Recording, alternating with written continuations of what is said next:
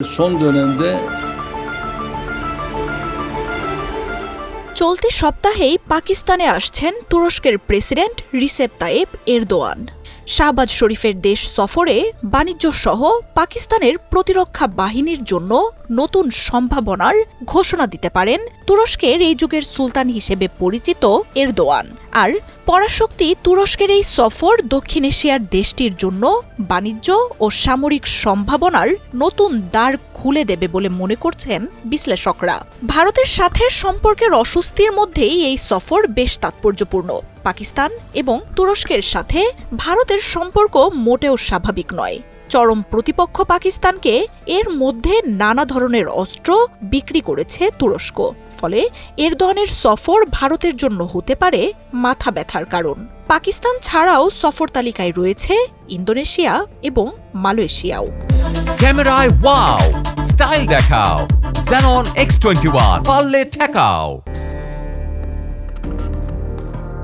পাকিস্তানের সাবমেরিনের সংস্কার উন্নয়নেও ভূমিকা রয়েছে তুরস্কের প্রতিরক্ষা প্রযুক্তির। এছাড়াও তুরস্ক ও পাকিস্তান যৌথভাবে স্টেলথ প্রযুক্তির যুদ্ধবিমান তৈরির উদ্যোগ নিয়েছে বলেও তথ্য উঠে এসেছে। তুরস্কের তৈরি বিশ্বকাঁপানো বাইরাক্তার TB2 ড্রোনও রয়েছে ইসলামাবাদের হাতে। তাই এরদোয়ানের পাকিস্তান সফর নিয়ে তুমুল আগ্রহ তৈরি হয়েছে আঞ্চলিক শক্তিগুলোর মধ্যে।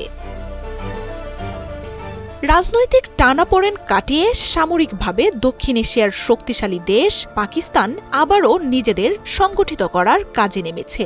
সম্প্রতি ইস্তাম্বুলে এক ঝটিকা সফরে যান পাকিস্তানের প্রেসিডেন্ট আসিফ আলী জারদারি।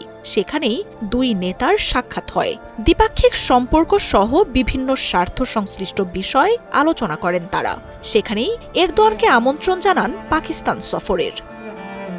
দক্ষিণ এশিয়ায় ভূরাজনৈতিক মেরুকরণ ও উত্তেজনার প্রেক্ষিতে এরদোয়ানের এই সফরে গুরুত্ব পাবে পাকিস্তানের সাথে সামরিক সহায়তার বিষয়। সমুদ্র প্রতিরক্ষায় পাকিস্তানের নৌবাহিনীর জন্য তুরস্কের জাহাজ গ্রহণে $1.5 বিলিয়ন চুক্তি রয়েছে এরদোয়ানের সাথে।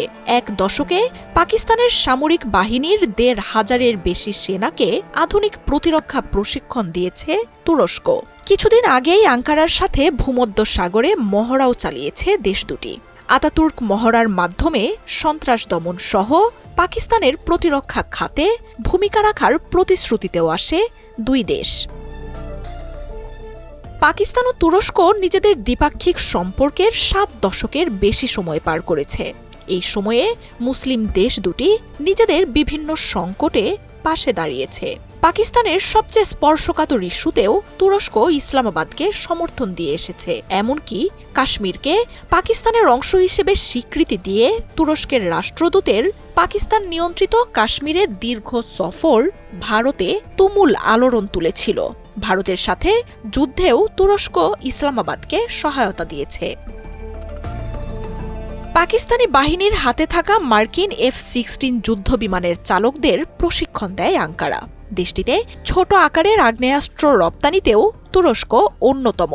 এরদোয়ানের বিরুদ্ধে অভ্যুত্থান চেষ্টার পর তুরস্কের সামরিক বাহিনীকে নতুন করে গড়ে তুলতেও প্রশিক্ষণ সহ নানা সহায়তা দিয়েছে ইসলামাবাদ। মার্জিয়া উপমা, ৭১।